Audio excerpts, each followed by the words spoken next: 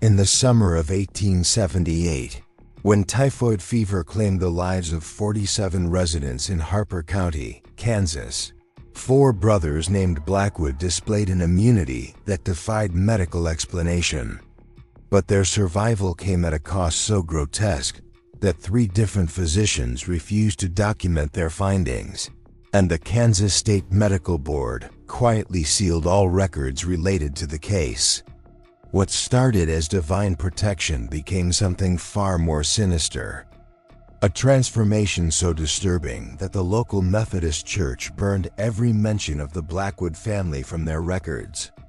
The brothers developed symptoms that no medical textbook had ever described, symptoms that grew progressively more inhuman with each passing day. By winter, neighbors reported that the brothers no longer cast proper shadows. Their voices had taken on harmonic qualities that made listeners' ears bleed, and their eyes reflected light like those of nocturnal predators. The final medical report, classified to this day, allegedly contained the phrase, "Subjects have transcended human biological classification," before all documentation was permanently sealed. Tonight, after nearly 150 years of silence, we uncover why modern science still refuses to acknowledge what happened on that isolated farm, and why the truth about the Blackwood brothers might be more terrifying than any supernatural explanation.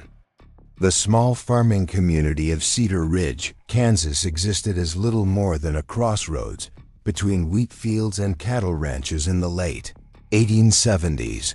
With barely 300 souls scattered across the windswept prairie, it was the kind of place where everyone knew their neighbor's business, where a man's word was his bond, and where Sunday worship at the Methodist Church served as both spiritual guidance and social gathering.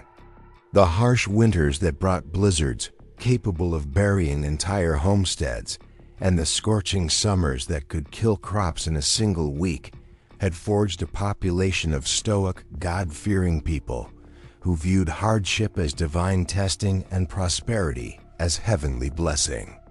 The landscape itself seemed to encourage such thinking.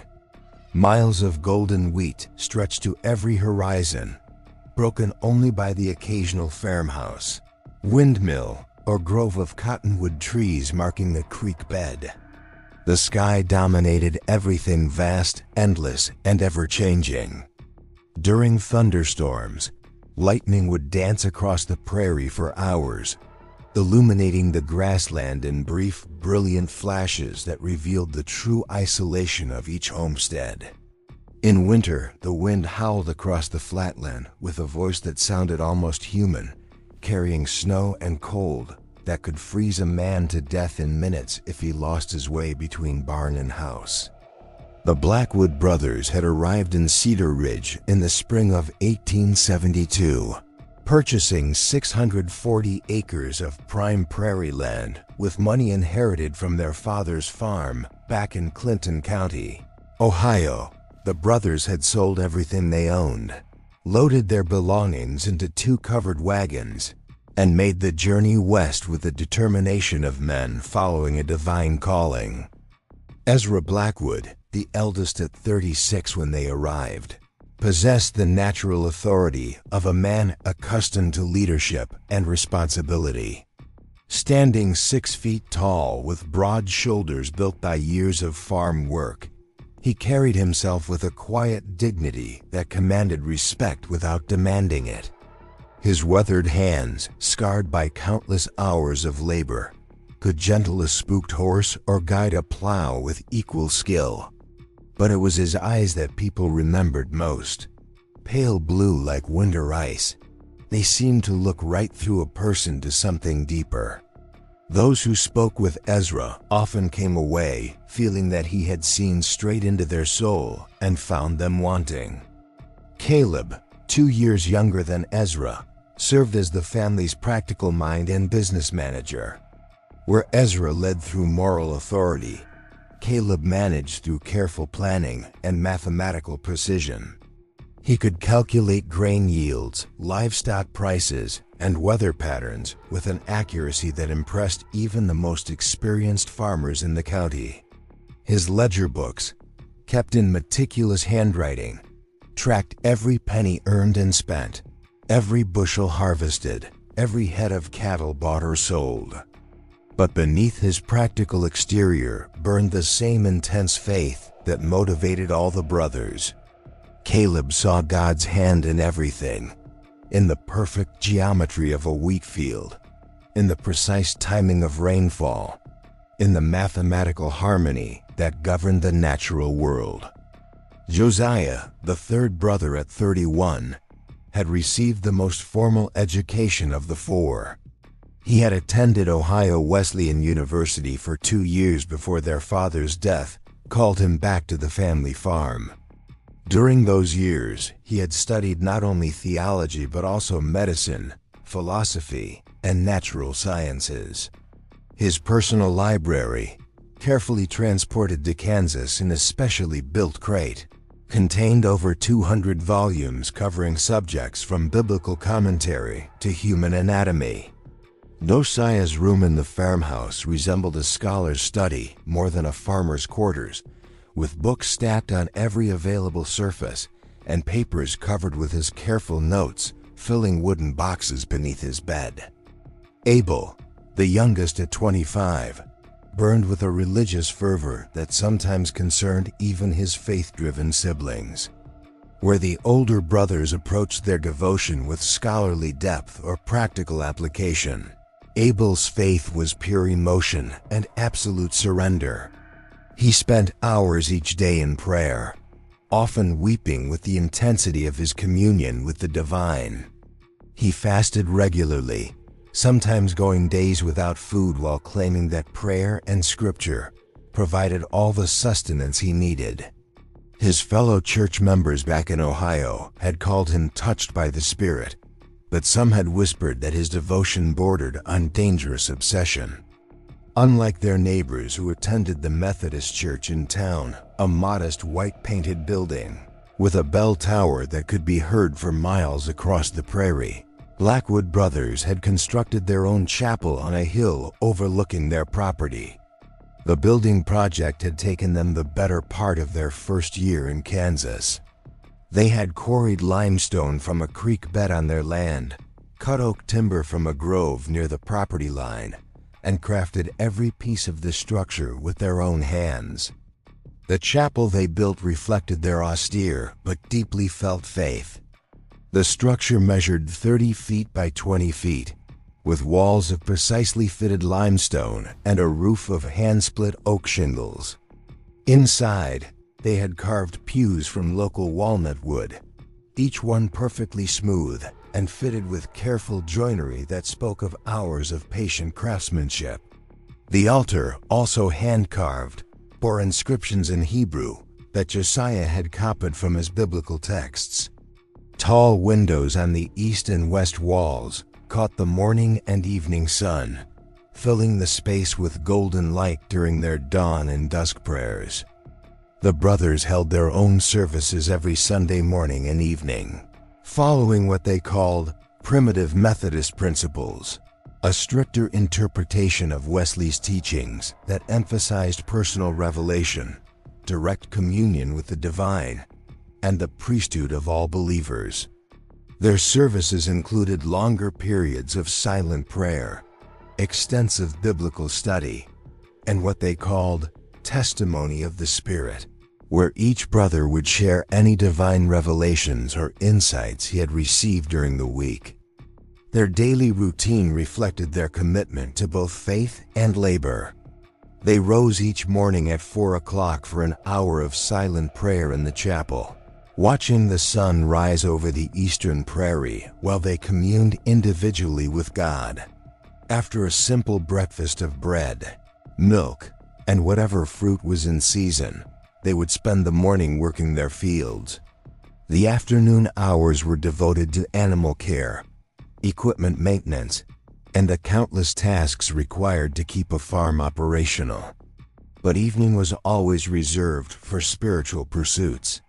Bible study, theological discussion, and group prayer that often lasted until well after midnight.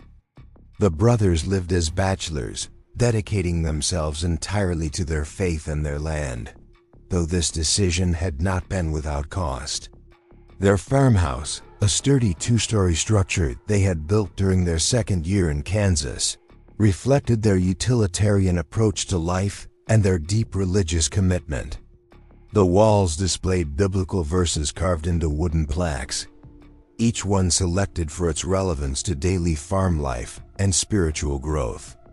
Every room contained at least one well-worn Bible, and several had additional religious texts that Josiah had determined were worthy of regular study. By the summer of 1878, the Blackwood farm had become a model of agricultural success and spiritual dedication. Their wheat fields stretched golden across the prairie. Their cattle grazed contentedly on healthy grassland. Their silo bulged with grain, and their chapel stood as a testament to their unwavering faith.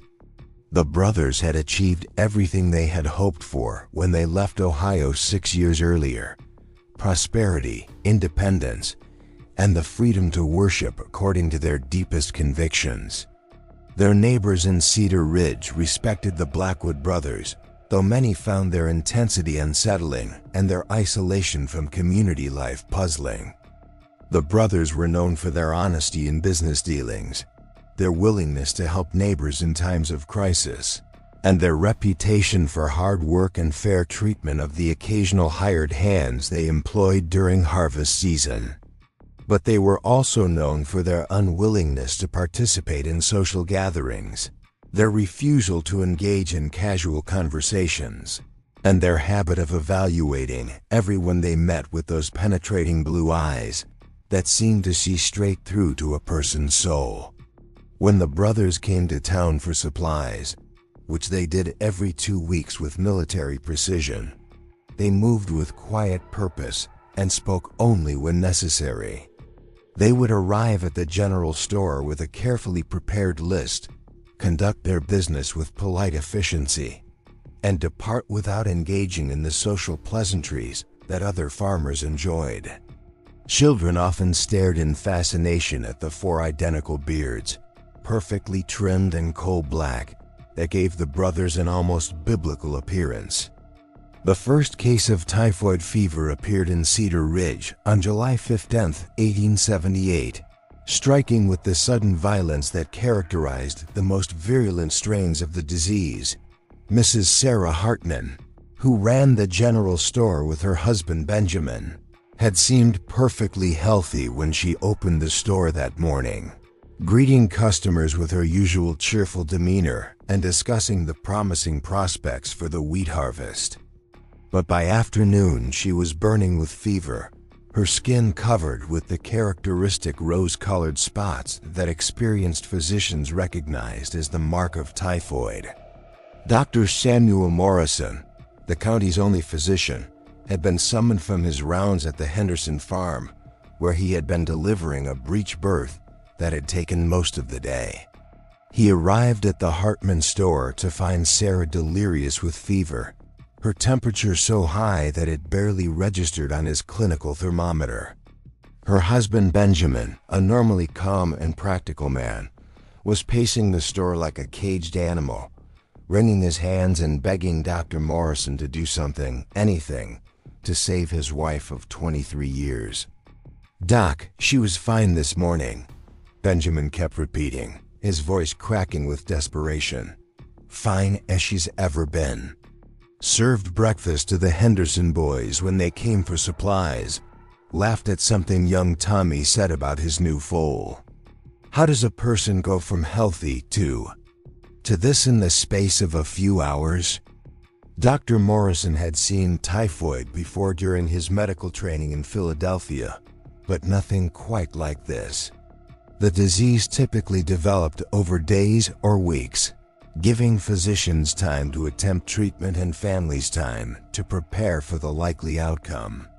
But Sarah Hartman's case seemed to have compressed the entire progression of the disease into a single devastating day. Her fever was higher than he had ever recorded in a living patient. Her delirium was complete and violent, and the rose-colored spots covered not just her chest, but her entire body in patterns that seemed almost deliberate in their symmetry. Despite Dr. Morrison's best efforts, cold compresses, laudanum for the pain, and careful monitoring of her vital signs, Sarah Hartman died just after midnight on July 16th. But even in death, her case remained deeply troubling. The rigidity of her body set in far too quickly.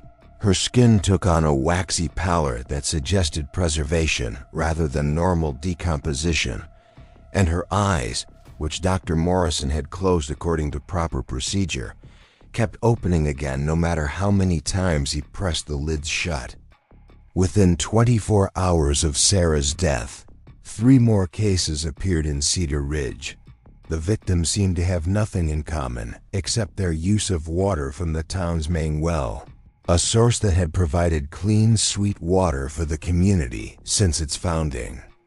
But when Dr. Morrison examined the well, he found evidence of contamination from runoff that had somehow breached the carefully constructed stone lining. The second victim was old Heinrich Zimmermann, a German immigrant who had farmed the same section of land for 15 years. Heinrich's case followed the same devastating pattern as Sarah's: perfect health in the morning, raging fever by afternoon, and death before dawn. But Heinrich's final hours were marked by something that Dr. Morrison had never encountered. The old farmer spoke in languages that no one in the community recognized, using words and phrases that sounded ancient and somehow threatening. The third and fourth victims were the Patterson twins, Emma and Ellen, 2 16-year-old girls who had been among the most promising students in the county's single schoolhouse. Their deaths were particularly heartbreaking because they occurred simultaneously, as if the disease had coordinated its attack to claim both girls at exactly the same moment. Their father, James Patterson, later told Dr. Morrison that in their final delirium, the twins had spoken in perfect unison, reciting what sounded like prayers in a language that resembled Latin, but contained sounds that human throats should not have been able to produce. By August 1st, 14 people had died from the strange typhoid strain, and Dr. Morrison had documented symptoms and progressions that defied every principle of medical science he had learned. The victims all died within 24 hours of showing symptoms. Their fevers reached temperatures that should have killed them within minutes, and their final hours were marked by a delirium that seemed more like possession than a medical crisis. The fear that gripped Cedar Ridge during those terrible weeks in late July and early August was unlike anything the community had ever experienced. Families barricaded themselves in their homes, refusing to venture out except for the most essential tasks. The general store, now run by Benjamin Hartman with the help of his brother-in-law, became a place of whispered conversations and fervent glances. The Methodist Church, which had always served as the community's gathering place and source of comfort, stood nearly empty during Sunday services as people feared that any congregation might provide the disease with new victims. Dr. Morrison had ordered the contaminated well sealed and advised all residents to boil their water, but the disease continued to spread with a pattern that suggested something more than simple contamination. The victims seemed to be chosen according to some logic that had nothing to do with their exposure to the well water or their proximity to previous cases. Some families lost every member, while neighboring households remained completely healthy. It was against this backdrop of terror and confusion that the Blackwood brothers made their fateful decision to involve themselves in the crisis. The brothers had remained isolated on their farm during the early weeks of the epidemic, following their usual practice of avoiding unnecessary contact with the town and its residents. But on August 10th, Josiah announced to his brothers that he had received what he believed was a divine revelation, calling them to action. "I have prayed for guidance," Josiah told his brothers as they gathered for their evening meal. "And the Lord has shown me that this pestilence is a test not just of the community's faith, but of our own worthiness to serve as his instruments. We have been preserved from the disease not for our own safety, but so that we might demonstrate the power of true faith in the face of ultimate trial."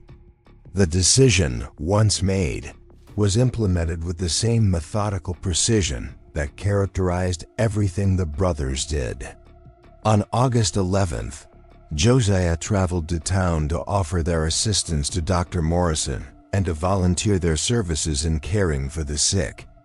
But his real purpose, which he revealed only to his brothers, was to place himself in direct contact with the disease, to invite it to test his faith and prove his worthiness as an instrument of divine will.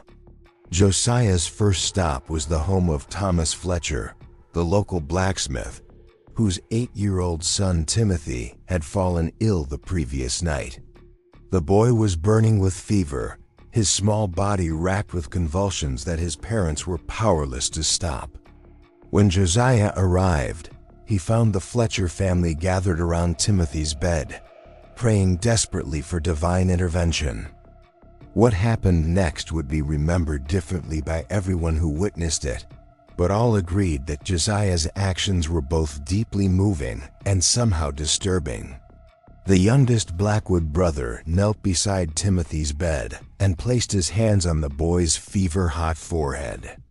But instead of offering a conventional prayer for the child's recovery, Josiah spoke words that would haunt everyone present. "Lord God," Josiah prayed, his voice carrying across the small bedroom with unusual resonance, "if this child must suffer for reasons known only to your divine wisdom, then let that suffering pass through me and my brothers. Let us bear what he cannot bear, experience what he should not experience, and become whatever we must become to serve your mysterious purposes. Take this innocent life and spare it through our willing sacrifice." As Josiah spoke, his hands seemed to grow warm against Timothy's forehead, and the boy's convulsions gradually subsided. The fever that had been consuming the child's small body began to break, and for the first time in hours, Timothy Fletcher opened his eyes and spoke in his normal voice, asking for water and complaining of hunger. The transformation was so dramatic and sudden that Thomas Fletcher fell to his knees, praising God for the miracle that had saved his son. But those who watched Josiah during those crucial minutes noticed changes that were far more subtle, but somehow more disturbing than Timothy's recovery. As the boy's fever broke, Josiah's own skin had taken on a flush that suggested his body temperature was rising. His eyes, normally the same pale blue that characterized all the Blackwood brothers, began to show flecks of gold that seemed to move and shift like liquid metal. When Josiah finally stood up from Timothy's bedside, he moved with the careful precision of a man who was fighting to maintain control over his own body. Dr. Morrison, who had been summoned to witness what the Fletchers were calling a miracle, examined both Timothy and Josiah with growing confusion and concern. The boy showed no trace of typhoid fever, but Josiah displayed early symptoms that were already progressing far more rapidly than should have been medically possible. Over the following 2 days, Josiah visited every household that had been touched by the epidemic, offering prayers and spiritual comfort to the bereaved families. At each stop, he repeated the same ritual, placing his hands on the heads of the sick and praying for their suffering to be transferred to himself and his brothers. The results were remarkable and terrifying in equal measure. In household after household, fever-stricken victims experienced sudden and complete recoveries, but with each healing, Josiah's own condition deteriorated more rapidly. By August 13th, when he finally returned to the Blackwood farm, Josiah was burning with fever and displaying symptoms that no medical textbook had ever described. But the most disturbing aspect was his continued insistence that everything was proceeding according to a divine plan. Even as his fever climbed to temperatures that should have killed him, he spoke with perfect clarity about the sacred nature of his transformation. "This is not sickness," he told his increasingly concerned brothers. "This is purification. The Lord is burning away everything in me that is merely human, so that what remains will be worthy of the eternal work He has planned for us." Within hours, all 4 Blackwood brothers had begun displaying the same symptoms that had transformed Josiah. But their collective transformation would prove to be even more disturbing than anyone could have imagined. Dr. Morrison's first examination of the Blackwood brothers on August 18, 1878, would become the most significant and troubling case of his medical career. The August heat was oppressive as Dr. Morrison guided his horse cart up the winding dirt road that led to the Blackwood farm. The prairie grass on either side of the path had turned brown from weeks without rain, and the air shimmered with heat waves that made the distant farmhouse seem to float like a mirage. But as he approached the property, Morrison noticed details that struck him as oddly out of place. The brothers' wheat fields, which should have been suffering from the drought like every other farm in the county, stood tall and green, as if they had been receiving regular rainfall. The cattle in the pastures appeared healthy and well fed, despite the fact that grazing had become difficult throughout the region. When Morrison knocked on the farmhouse door, it was opened by Ezra, but the eldest brother's appearance immediately struck the doctor as profoundly wrong. Ezra's skin had taken on a translucent quality that revealed the network of blood vessels beneath. But the blood that flowed through those vessels was not the normal red of human circulation. Instead, it possessed a golden luminescence that seemed to pulse with its own internal rhythm. "Dr. Morrison," Ezra said, and his voice carried the authority Morrison remembered, but it was amplified and enriched with harmonic overtones that made every word seem to resonate directly in the listener's chest cavity. "We have been expecting you. Our transformation is nearly complete, and we require your witness to ensure that others will understand what has occurred here." Morrison found the 4 brothers arranged in the main room of the farmhouse, their bodies positioned with a mathematical precision that suggested careful planning rather than random placement. They were alive, their chests rose and fell with breathing. Their eyes tracked Morrison's movement, but they had been transformed in ways that challenged his understanding of human physiology. "Their vital signs are impossible," Morrison wrote in his private journal that night. "Ezra's temperature registered 107 degrees, yet he sits upright and speaks with perfect clarity. Caleb's pulse is so slow I can barely detect it, yet he moves with normal energy. Josiah's breathing has changed. He seems to inhale and exhale only once every few minutes, but shows no signs of oxygen deprivation. And Abel's skin temperature is actually lower than normal, despite his obvious fever symptoms. Caleb, positioned to Ezra's right, had undergone changes that were equally dramatic, but different in their specific manifestation.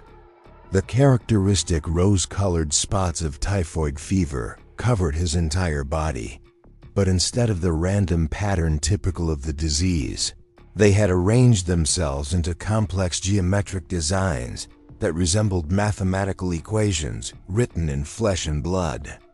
As Morrison watched in fascination and horror, the patterns slowly shifted and changed, as if Caleb's skin had become a living blackboard. "The calculations are becoming clear," Caleb said, his voice joining Ezra's in perfect harmony despite the fact that they were speaking simultaneously. "The relationship between matter and spirit, between time and eternity, between human limitation and divine potential. We are becoming the proof of theorems that human mathematics has only begun to glimpse. Josiah's transformation had progressed along lines that reflected his scholarly nature and deep theological knowledge. His body remained recognizably human in its basic structure, but his skin had taken on the appearance of ancient parchment, covered with writing in scripts that Morrison recognized as Latin, Greek, and Hebrew, along with other symbols that seemed to shift and change even as he watched. When Josiah spoke, his words came in a voice that no longer sounded entirely human. The sound seemed to originate from multiple points around the room simultaneously, creating an effect that made Morrison feel as if he were being addressed by a choir of invisible speakers. "Doctor, we have discovered truths that your medical science cannot accommodate. We are documenting these revelations so that future generations might understand the process of divine transformation." Abel, the youngest brother, had undergone the most visually striking transformation of all. His entire body emanated a soft phosphorescent glow that provided illumination for the room's interior. The light was not harsh or unpleasant, but it was profoundly unnatural, a cool, blue-white radiance that seemed to come from within his very bones.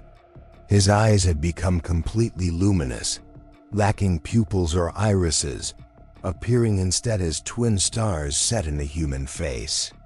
"We no longer require food as sustenance," Abel said, his words somehow reaching Morrison's ears from both inside the room and from what seemed like a great distance.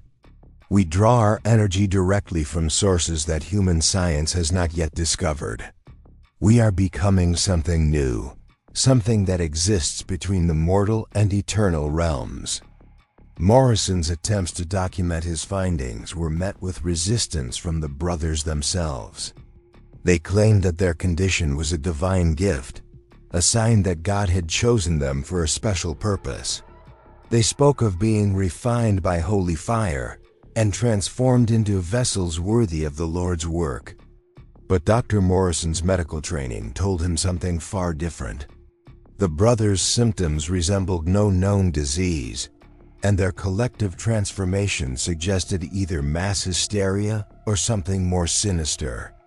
He began to suspect that they had been exposed to some unknown toxin, possibly from their well water or from contaminated grain in their silo.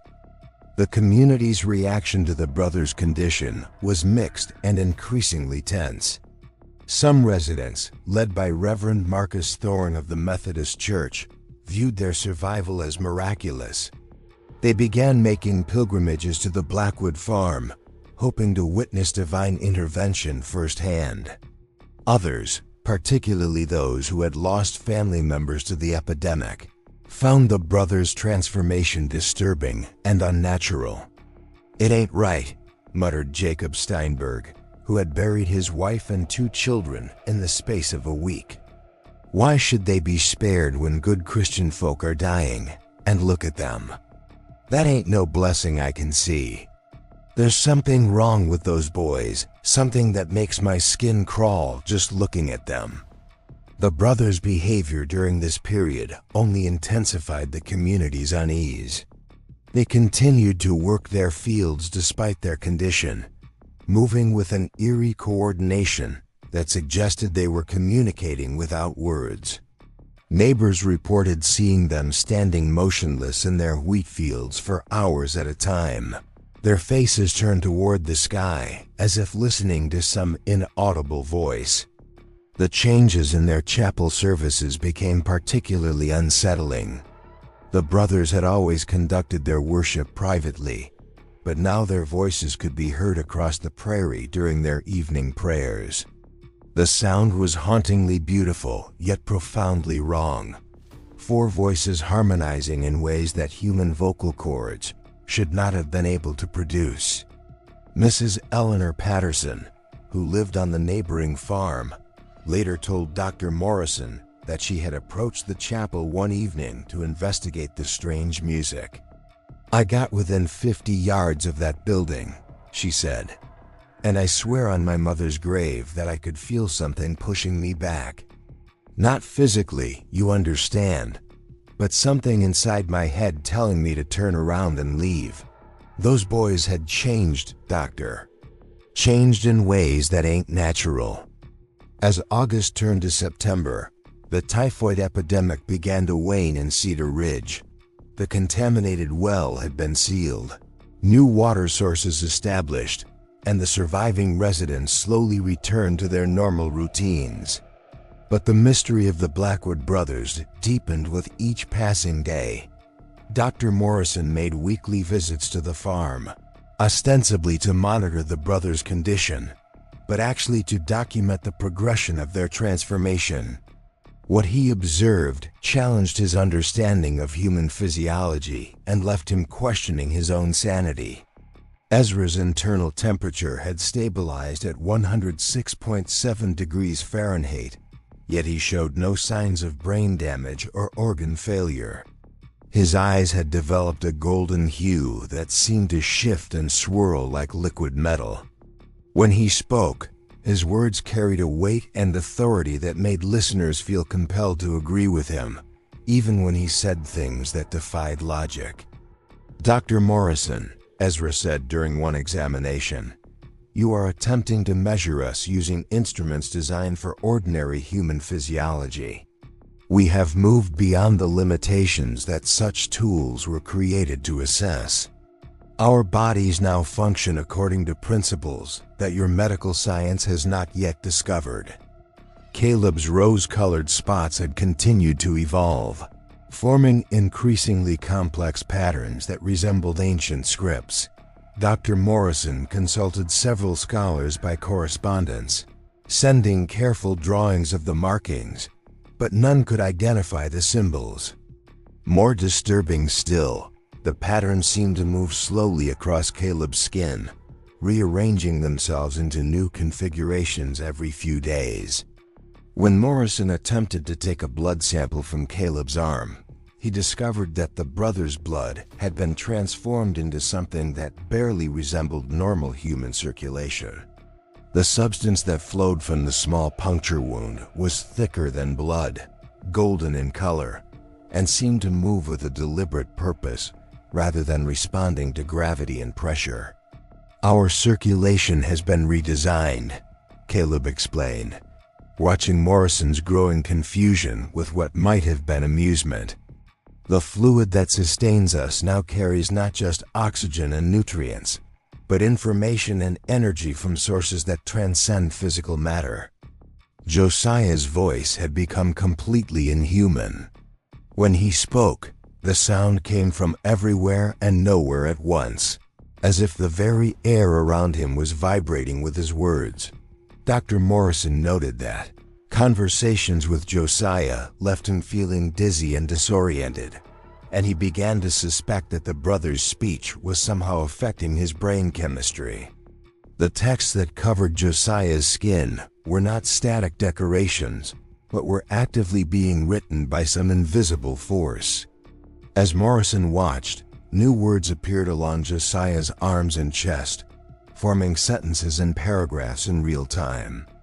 The content seemed to be a running commentary on Morrison's examination, describing his thoughts and reactions with an accuracy that suggested the brother could read his mind. "We are becoming books," Josiah said, his multi-directional voice making Morrison's head spin with vertigo. "Living repositories of knowledge that spans both human learning and divine revelation. The transformation is encoding information directly into our physical substance." Abel's phosphorescence had grown stronger, allowing him to illuminate entire rooms with the pale glow emanating from his skin. But more unsettling was his apparent ability to sense things that should have been beyond human perception. He could predict weather changes days in advance, locate lost objects without searching, and seemed to know when visitors were approaching the farm long before they became visible. During one examination, Abel demonstrated an ability to perceive things that should have been beyond human sensation. He correctly identified the contents of Morrison's medical bag without looking inside it, described in detail the condition of horses stabled half a mile away, and seemed to be aware of conversations taking place in the town of Cedar Ridge, 3 miles distant. Our senses have been opened to perceive realities that normal humans cannot detect, Abel explained, his luminous eyes somehow managing to convey warmth despite their otherworldly appearance. We can see across distances that should be impossible, hear sounds that carry on frequencies beyond normal hearing. The brothers' collective behavior had also changed in ways that suggested they were becoming something more than human. They moved with perfect synchronization, finishing each other's sentences and responding to unspoken communications. Their need for food and sleep had diminished dramatically. Dr. Morrison observed that they consumed perhaps half the calories of normal men and seemed to require only 2 or 3 hours of rest each night. Most disturbing of all was their claim that they were receiving divine revelations. The brothers spoke of visions showing them the future of their community, prophecies about coming disasters, and instructions for preparing their neighbors for some unnamed catastrophe. They began writing these revelations in a leather-bound journal, using a script that resembled no known language. The community's initial curiosity about the brothers' condition gradually gave way to fear and suspicion. Children were forbidden from playing near the Blackwood property, and adults crossed themselves when they saw the brothers in town. The Methodist Church, which had initially celebrated their survival as a miracle, began to distance itself from the family. Reverend Thorne, who had once praised the brothers' faith, now spoke of them with barely concealed unease. "I fear," he confided to Dr. Morrison, "that in their zeal to serve the Lord, they may have opened themselves to influences that are not entirely heavenly. There is something in their eyes now, something that looks back at you with knowledge that no mortal man should possess." By October 1878, the situation at the Blackwood farm had become untenable. The brothers' transformation had progressed to the point where they could no longer be considered entirely human, yet they remained lucid and articulate about their condition. They spoke of being purified vessels, chosen by God to serve as intermediaries between the divine and mortal realms.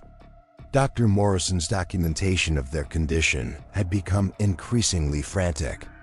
His journal entries revealed a man struggling to maintain his scientific rationalism in the face of phenomena that defied explanation. He had begun corresponding with medical colleagues in Kansas City and Chicago, seeking advice on the case, but their responses only deepened his frustration. "No physician I've consulted has ever encountered anything resembling the Blackwood brothers' condition," he wrote. "Their symptoms are physiologically impossible, yet I observe them with my own eyes. I begin to wonder if I am losing my mind, or if there are aspects of human biology that our medical science has yet to discover." The breaking point came on October 15th, when young Sarah Preston, the daughter of a local farmer, disappeared while playing near the Blackwood property. Her parents found her 3 hours later, sitting in the brothers' chapel with a serene expression on her face. She claimed that the brothers had told her wonderful secrets about heaven and had shown her visions of angels. But when Dr. Morrison examined the child, he found that her temperature had risen to 103 degrees, and her eyes had begun to take on the same golden hue that characterized Ezra's condition. The girl's parents, terrified that their daughter had been infected with whatever had changed the brothers, demanded that Dr. Morrison intervene. "You have to stop this," Sarah's father, Thomas Preston, pleaded. "Those men, or whatever they have become, they are spreading their curse to our children." My little girl keeps talking about joining them in their holy work. She says they have shown her things that no 7-year-old should know about. Dr. Morrison's examination of Sarah revealed that she had indeed been affected by her contact with the brothers.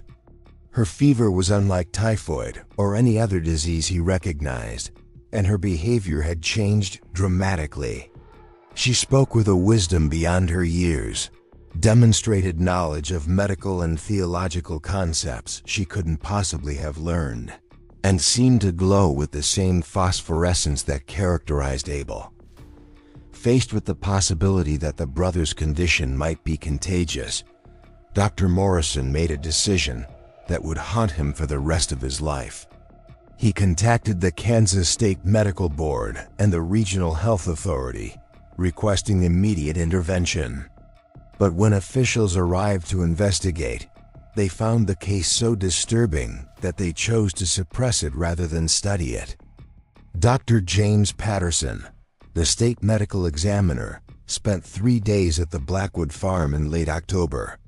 His official report, sealed by the state board, ALLEGEDOY, contained observations that were incompatible with current medical understanding and potentially damaging to public health and safety. The report was classified and remains sealed to this day, but Patterson's private letters to his wife, discovered years later, revealed the true extent of his horror. "I have seen things," he wrote, "that challenge not only our understanding of disease and human physiology, but the very nature of life itself. The Blackwood brothers are no longer entirely human, yet they are not dead. They exist in some intermediate state that our science cannot explain and dare not acknowledge." The community's growing unease about the brothers' continued presence came to a head when several families reported that their children had begun disappearing from their beds at night, only to be found hours later, standing in the fields surrounding the Blackwood Chapel. The children had no memory of how they had gotten there, but they returned with knowledge and abilities that their parents found deeply disturbing. Mayor William Harrison convened a town meeting on October 25th to address what many residents viewed as a crisis requiring immediate intervention. The meeting was attended by nearly every adult in Cedar Ridge, and the discussions revealed a community deeply divided between those who viewed the brothers as blessed healers and those who saw them as dangerous influences. Dr. Morrison was called upon to provide a medical assessment, but his testimony only deepened the community's confusion and fear. He described the brothers' condition as unlike anything in medical literature, acknowledged that their influence appeared to be spreading to other residents, and admitted that conventional medicine had no treatment to offer. "I have observed physiological changes in the Blackwood brothers that challenge our fundamental understanding of human biology," Morrison told the assembled crowd. "Their vital signs are consistently abnormal, yet they show no signs of illness. Their capabilities exceed normal human limitations, yet they maintain lucid consciousness. I cannot classify their condition as a disease because they are not suffering. I cannot call it an improvement because it represents a fundamental alteration of human nature." The meeting concluded with a decision that would have profound consequences. A committee of community leaders was formed to visit the Blackwood farm and demand that the brothers either reverse the changes they had undergone or leave Cedar Ridge permanently. The committee would include Mayor Harrison, Reverend Thorne, Thomas Preston, and Dr. Morrison, and they would deliver an ultimatum requiring the brothers to respond within 1 week. The delegation from Cedar Ridge arrived at the Blackwood farm on November 1, 1878, under a gray sky that seemed to press down upon the prairie with the weight of impending winter. Dr. Morrison rode alongside Mayor Harrison, Reverend Thorne, and Thomas Preston, each man lost in his own thoughts about the confrontation that awaited them. The farmhouse and outbuildings appeared normal from a distance, but as the delegation drew closer, details emerged that confirmed Morrison's growing conviction that the Blackwood property had become something beyond conventional classification. The wheat fields, which should have been harvested weeks earlier, stood tall and golden despite the approaching winter. The cattle in the pastures moved with an unnatural coordination, grazing in precise patterns that formed geometric shapes when viewed from the elevation of the road. Most unsettling of all was the chapel on the hill. The limestone structure seemed to pulse with a faint luminescence that was visible even in daylight, and the sound of voices could be heard emanating from within. Not the familiar harmonies of Methodist hymns, but something far more complex and otherworldly. When the delegation knocked on the farmhouse door, it was opened by young Sarah Preston, whose presence there shocked her father into momentary speechlessness. The girl appeared healthy and happy, but the golden flecks in her eyes had grown more pronounced, and her skin had developed the same translucent quality that characterized the brothers' condition. "Hello, Papa," Sarah said, her voice carrying the harmonic undertones that had become the signature of the transformation. "The brothers have been expecting you. They're waiting in the chapel, and they're ready to answer all your questions." The delegation's journey to the chapel was marked by phenomena that challenged their understanding of reality itself. The ground beneath their feet seemed to vibrate with subtle energy, and the air around them shimmered with patterns of light that resembled heat waves, but felt cool to the touch. Birds flew in formations that defied their natural behavior, arranging themselves in geometric patterns that shifted and changed as the men walked toward the hill. When they entered the chapel, they found the four Blackwood brothers arranged in a perfect square around the altar, their bodies positioned with mathematical precision. The brothers' transformation had reached a stage that made their previous condition seem almost normal by comparison. Their skin had become completely translucent, revealing internal structures that bore no resemblance to normal human anatomy. Their eyes were pools of liquid gold that seemed to contain depths beyond physical possibility. "Welcome," said Ezra, though his voice seemed to come from all four brothers simultaneously. "We have been expecting you, and we understand the concerns that have brought you here. You fear what we have become, and you worry about the effects our transformation is having on your community. These are reasonable fears, and we do not dismiss them lightly." Mayor Harrison, speaking as the official representative of Cedar Ridge, delivered the ultimatum that the town had decided upon. The brothers would need to either return to their normal human condition or leave the area permanently. The community could no longer tolerate the uncertainty and fear that their presence had created. "Mr. Mayor," responded Caleb, his voice joining Ezra's in perfect harmony, "we understand your position, but we must tell you that what you ask is impossible. The transformation we have undergone cannot be reversed, any more than a butterfly can return to being a caterpillar. We have moved beyond the boundaries of human existence, and there is no path that leads backward from where we now stand." Reverend Thorne attempted to address the spiritual dimensions of the brothers' condition, arguing that their transformation represented a departure from God's intended design for human nature. He quoted biblical passages about the sanctity of the human form and the dangers of seeking knowledge beyond what God had granted to mankind. But the brothers' response challenged fundamental assumptions about the relationship between divine will and human limitation. Josiah, speaking with a voice that seemed to echo from multiple dimensions simultaneously, argued that their transformation represented the fulfillment of humanity's spiritual potential. "Reverend Thorne," Josiah said, his words accompanied by patterns of light that danced across the chapel walls, You speak of God's design as if it were static and unchanging. But the scriptures themselves promise that human beings are destined for transformation and elevation. We have simply discovered the path that leads to that promised transformation. Dr. Morrison attempted to address the medical aspects of the brothers' condition, arguing that their influence on other community members represented a public health threat. But the brothers' response revealed the limitations of approaching their condition through conventional medical frameworks. "Dr. Morrison," said Abel, his luminous form casting shifting patterns of light throughout the chapel, "you have documented our transformation with admirable scientific precision.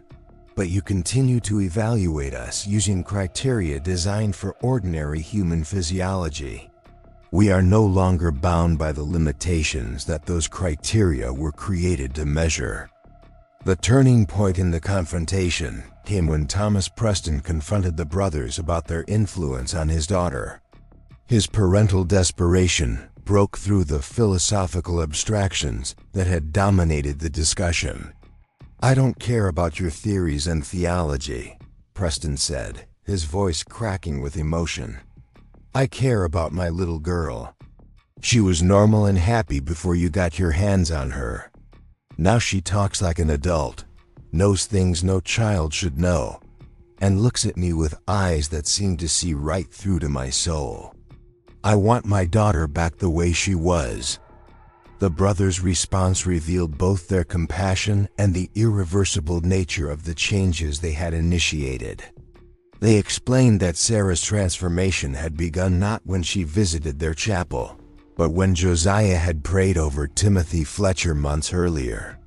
That prayer had opened a connection that could not be severed. "Thomas," said Ezra, his voice carrying infinite gentleness, "your daughter is not lost to you. She is becoming something that will serve purposes far greater than anything she could achieve within the limitations of ordinary human existence. The love you feel for her will continue to bind you together, even as she evolves beyond normal human classification." But it was Sarah herself who provided the resolution that none of the adults had been able to achieve. She stepped forward and addressed the delegation with a clarity that seemed impossible for someone her age. "Papa, Mayor Harrison, Reverend Thorne, Dr. Morrison," she said, her young voice carrying absolute truth. "You're asking the wrong questions. You want to know if what's happening to us is good or bad, safe or dangerous, right or wrong. But those categories don't apply to what we're becoming. We're not better or worse than we were before. We're different in ways that make such comparisons meaningless." The brothers then offered to demonstrate their capabilities, to prove that their transformation represented expansion rather than loss. Dr. Morrison, driven by scientific curiosity despite his fear, agreed to the demonstration. What followed provided Morrison with evidence that would haunt him for the rest of his life. The brothers arranged themselves around the delegation and began what they called a consciousness bridge, a process that allowed normal humans to experience, temporarily, the expanded awareness that had become their permanent condition. For several minutes that seemed to last hours, Morrison experienced reality from the brothers' perspective. He could perceive the thoughts and emotions of every person in Cedar Ridge, witness events occurring hundreds of miles away, and understand connections between apparently unrelated phenomena that revealed the underlying unity of all existence. The experience was simultaneously exhilarating and terrifying, offering knowledge that no human mind was designed to contain. When the demonstration ended, Morrison found himself changed in ways that would affect him for the rest of his life. He had experienced proof that reality was far more complex than conventional science acknowledged. But he had also discovered that some knowledge was too vast for ordinary human consciousness to process safely. The other members of the delegation had similar experiences, But the demonstration also revealed the price that came with such expansion. Each member experienced moments of disorientation as their normal consciousness struggled to process information that exceeded its capacity. The truth about the Blackwood brothers was finally revealed through Dr. Morrison's secret analysis of their blood samples. Under his microscope, instead of normal cells, he found structures that defied classification, larger than normal, possessing multiple nuclei, and moving with deliberate purpose. "The blood is alive," Morrison wrote, his handwriting betraying agitation, "not merely containing life, but possessing a consciousness that coordinates cellular activities. It's as if their entire circulatory system has become a single thinking organism." Morrison discovered the brothers hadn't survived typhoid fever. They had been transformed by it. The disease had triggered some form of evolutionary adaptation, changing their fundamental biology. Their bodies had become something new, existing between life and death. The brothers revealed that their transformation had been intentional from the beginning. Josiah's prayer over Timothy Fletcher had been a calculated ritual based on knowledge discovered in his theological studies. They had found references to a divine communion requiring the complete surrender of human flesh to achieve union with the eternal. "We are not dying," Caleb said. "We are becoming. This flesh is merely a cocoon, and we are emerging as something far greater." The brothers revealed contact with others like themselves throughout history, individuals who had undergone similar transformations. They spoke of a network of purified vessels working to prepare humanity for some great change. Morrison realized the brothers had become something beyond human classification, not alive in the traditional sense, but not dead either. They existed in a state that medical science could not acknowledge because it challenged the fundamental assumptions about life and death. "You can join us," Abel said, his phosphorescent skin pulsing with invitation. "Your scientific mind would be preserved and enhanced."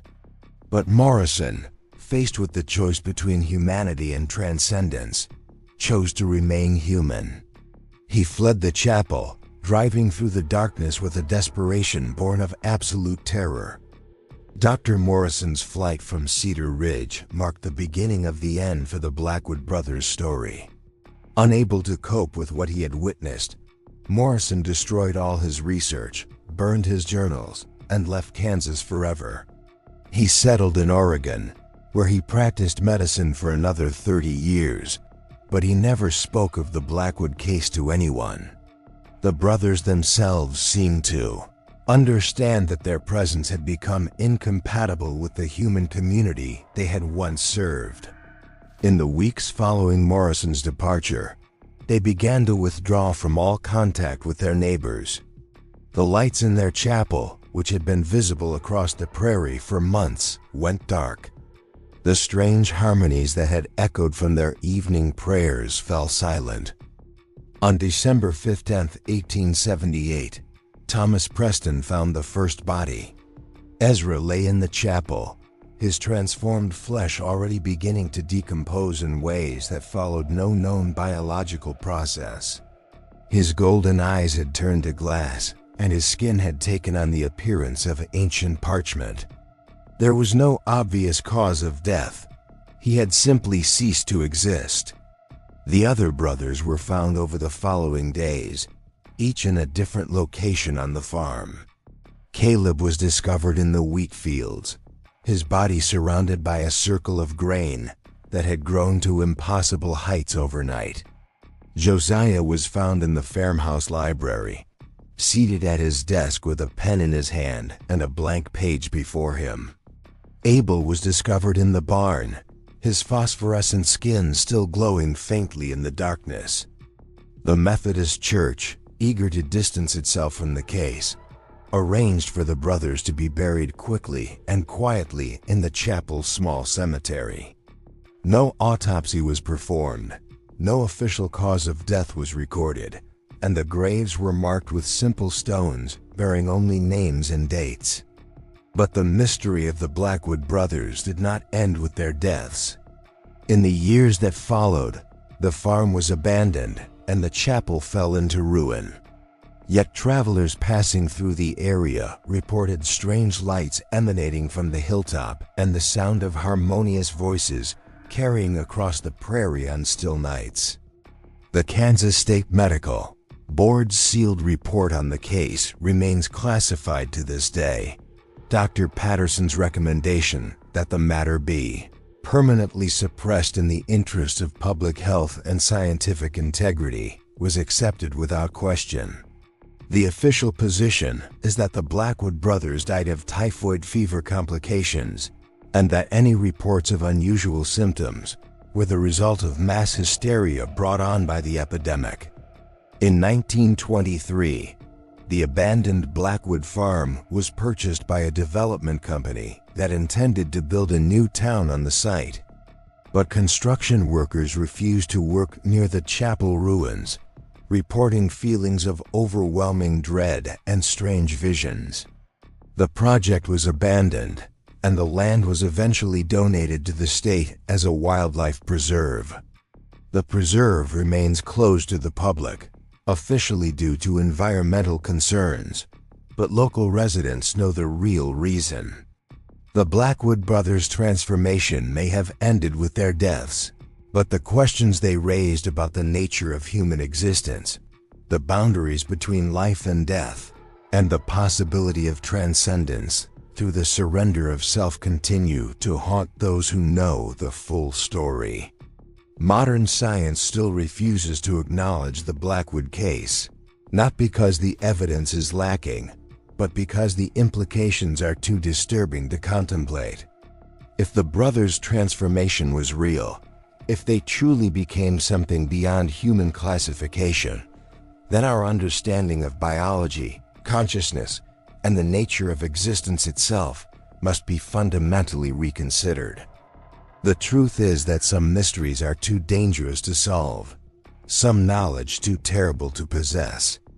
The Blackwood brothers discovered a path to transcendence that required the complete surrender of their humanity, and in doing so, they became something that human society could neither understand nor accept. Their story serves as a warning about the dangers of seeking knowledge that humanity is not prepared to handle.